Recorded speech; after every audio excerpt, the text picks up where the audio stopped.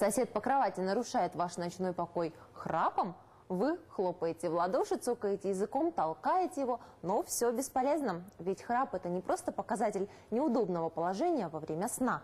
Это один из симптомов. Организм дал сбой.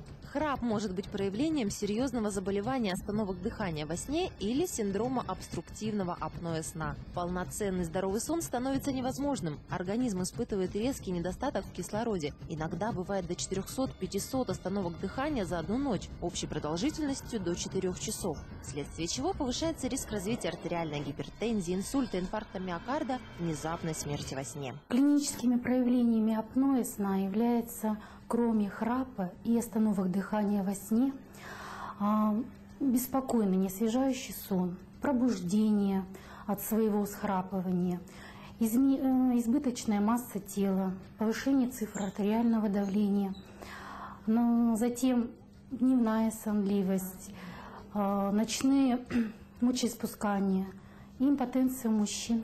Все вышеперечисленное имеет место быть. Не откладывайте в долгий ящик посещение врача-сомнолога. Это аппарат, с помощью которого проводится диагностика синдрома обструктивного апноэ сна. Посредством этого аппарата фиксируется храп, остановка дыхания, снижение уровня кислорода. После того, как установлена степень апноэ, назначается лечение – оперативное, консервативное и с помощью СИПАП-терапии, в зависимости от тяжести заболевания. Первое изобретение в борьбе с храпом появилось в 1874 году. За 120 лет было запатентовано более 300 антихраповых устройств. Среди них и оборудование для СИПАП-терапии.